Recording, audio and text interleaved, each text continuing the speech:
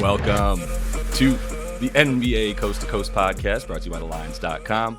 Coming to you from the West Coast, Josh Lander, joined as always by Nate Weitzer on the East Coast. And it's Tuesday. We've got 6 games to choose from tonight. In this one, we're going to be taking a look at the Hawks. They're hosting the Cleveland Cavaliers. Also have another game video up for you and our player props. So make sure to like and subscribe to that page. Continue to follow along with us. Also want you to head to thelines.com. That's where we have all of our great written content for you guys. We're throwing the picks up there each and every day now as well. And we also have that odds finder tool up there. You can make sure you're getting the best odds available to you from all these books that are giving us bets in the NBA this season. Nate, let's run through this little 6-game slate real quick and then talk about our game, the Hawks and Cavs.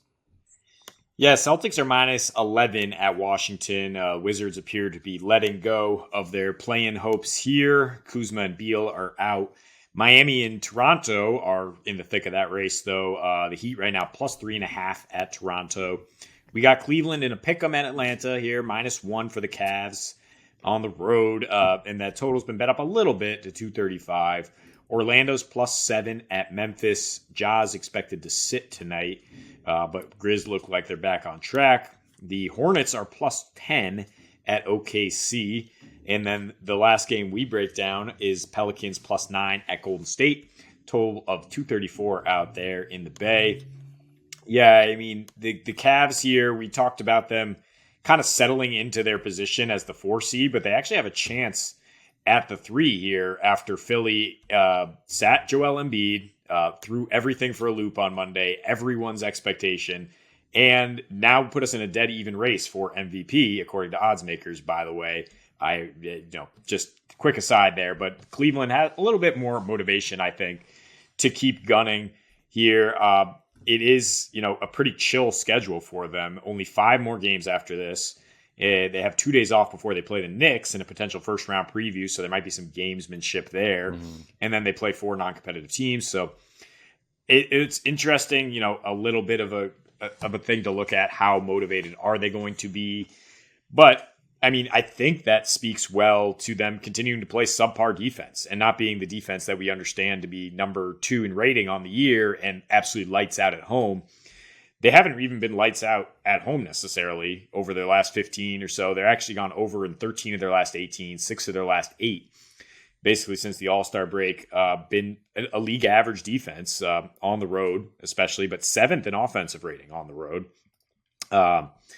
They have these weird splits where they're giving up a very high percentage from 3, but limiting attempts. But that's fine with Atlanta. Atlanta takes like the fewest threes of any competitive team in the league.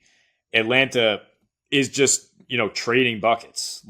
Not much has changed since Quinn Snyder came aboard, except that they're scoring a little bit more consistently and giving up points a little bit more consistently. They're only 8-7 to the over, but that's because they have these astronomical totals. Their 4 unders at home under Quinn Snyder here are totals of 240, 246, 236, and 242. So all of those getting slightly over where this total's at right now. Of course, they did host the Cavs in, I think it was Snyder's first game as coach, and lit them up for 136. Going back to when Nate McMillan's the coach, the last 2 times they hosted the Cavs last year, they're now averaging 130, hitting 15.5 threes at 46%, getting 26 free throw attempts. So putting up, combined totals of 244 in those games, even at a pace of just 97. And the pace is up under Snyder, certainly at home. They have a 101 pace since the break, or since he came aboard here. They're scoring 126 at home, allowing 123. They're, 4th in pace in general, denying second chance, but they are dead last in opponents' paint points. So another check, and also dead last in fast break points. Not that Cleveland likes to get out and break, but, it just spells well for Garland and Donnie Mitchell to both have good games scoring the basketball. And even with Donnie struggling, against his old skipper, if you want, Snyder, he did not have a good shooting night in that first game. Only 19 points on 2-10 from 3. But Darius Garland picked him up with 33 points in 31 minutes. And he's now, absolutely roasting Trae Young in 3 of the last 4 meetings, basically dropping a 30-piece without breaking a sweat on who some call the worst defender in the NBA. Played a little bit better recently, but if with him at the forefront of the attack, it's a problem defensively for Atlanta, but not offensively. I mean, he's an absolute wizard on offense. And in this matchup, I mentioned the last 3 home against Cavs, he's been leading the way with a 143 offensive rating, shooting 52% from deep, hitting 4 threes, 32 points per game. DeJounte Murray has also roasted the Cavs his last 2 home games here, including his first one under Quinn. So I just like points here. I think the Cavs are continuing to get undervalued in terms of their ability to play a higher scoring game.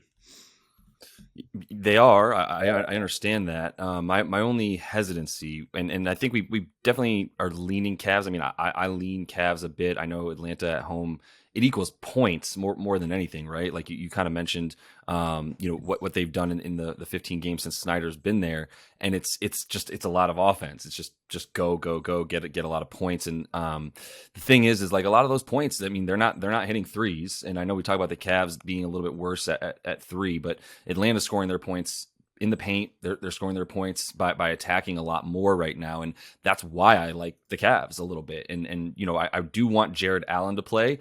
Give you a little precursor to that player props video that we have as well, and talking about Clint Capella possibly going under for these Hawks. He's struggled against this front court when he's had to play against at least one of Allen and or Mobley, and hasn't really reached his prop at all in what it is tonight. And it's more of an indication of how the Cavs are going to beat them and how they're going to take away what the Hawks want to do more than anything. In the last roughly 11 games, I just look back to the past 11 because that's where the Cavs have been the best team in the league, and I kind of wanted to just see what have the Hawks done in that time frame as well. And they're scoring their points down low off of those scrappy second chance points. It's like attacking the offensive boards, it's attacking the glass, and it's playing with a lot of pace, and that's what the Hawks are about right now, without too much defense, obviously, something that's been a problem for a while now. But those second chance points and those points in the paint for the Hawks, that's where they're leading since Quinn Snyder took over. That's where they're number 1 in the league right now in terms of getting their points. So with that in mind, you look at who's got the number 1 in terms of limiting opponents' points in the paint on the season. It's the Cavs. Over their last 11 games, the Cavs are still top 5.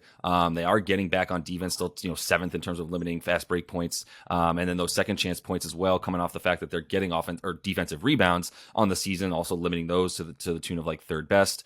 It's a little bit different, right? There's some splits for the Cavs on the road versus at home, but even in the last, like I said, 11 games where they're tied for the best record in the league, they are 5-1 on the road in that time, and the average score of those games is about 114, 109, right? Gets you to about 223.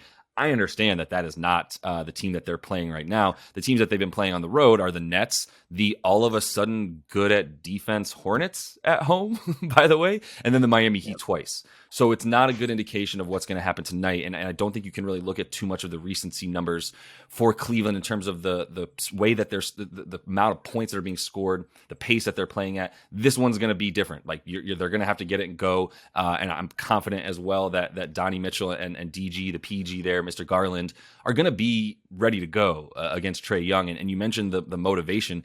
Both these teams have motivation. And I think that just leads to more and more points because the Hawks could potentially, they're not going to jump the Heat, and they're not going to jump even the Nets at this point, although we'd love the Heat to do that for us so we can get the Nets in that play-in game, but for our futures bets. But more importantly for this one, Jared Allen's questionable. And if Jared Allen's questionable or doesn't play, it's just going to be more points, man. And it's tough to gauge whether or not he's going to play because, like I said, shoot, if you had told me I have to bet on whether or not Embiid's going to play last night, I would have said, yeah, there's nothing that can keep him out.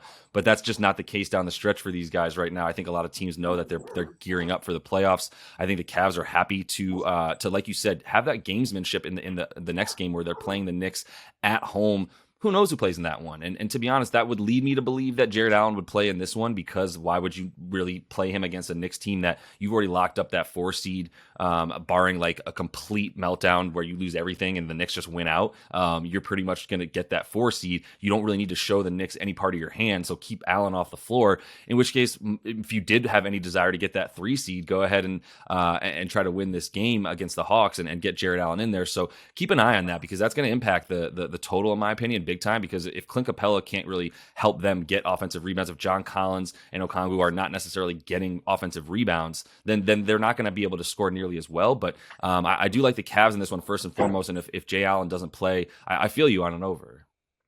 No, I like the Hawks, actually. I think it's over first and then Hawks as a correlation play because they win these high-scoring games, and they're stunningly, consistently inconsistent. Like, they just alternate win-loss, coming off a loss in Memphis.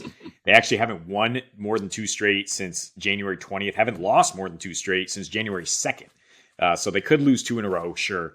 But I mean, it is a situation where they have to win. They could easily, with any loss, go from 8th to 10th in this play-in situation, right? And that's not where you want to be at all. That's a huge difference versus the Cavs saying, you know, they have a 5-game lead on the Knicks and they have a very slim chance of catching Philly. And yeah, I mean, the injuries, thank you for mentioning Jared Allen. Also, Isaac Okoro questionable, which would really help an over if LeVert's playing more. Much better offensive player, much worse defensive player. And thank you for mentioning the schedule, too. Like, the Cavs in their last 8, they're allowing 107. Every single team they've played is bottom 10 in offensive rating, except the Sixers, who they gave up 118 to. Yeah. Atlanta's second in offensive rating since the All-Star break. So, I mean, they've shown what they can do in this matchup. 3 straight, like, that's not a fluke, scoring 130 against a team since they became the Cavs, like the defensive team. But it's just not the same defense on the road. Atlanta and Trae Young know how to attack it. So I like them to score a lot and get the win that way. Yeah, they're gonna have to get their points down low and earn them, but it's definitely possible. You have a lot stronger conviction in this one on the Hawks, and I'm not necessarily saying I'm ready to put any money on this Cavs team. I do like them down the stretch as well in terms of games, in specifically inside of games where they're coming down and being pretty clutch are the Cavs. But like you said, if this is going to go higher scoring to that extent, then yeah, the Hawks would be, you know, at the very least, the Hawks would have a much better chance. It's not much of a line right now. I can't see the Hawks winning a defensive battle. So depending on the game theory that you believe in, you know, I think the way that the Hawks are scoring is stoppable. But if they're just going to play at that ridiculous pace and attack at the way that they are, then yeah, my conviction in an under would not be there at all. So that is all the time that we have for you, though. Make sure to like and subscribe to that page. Continue to follow along. Check out the other couple videos we have up for you today. Until we see you next, happy betting.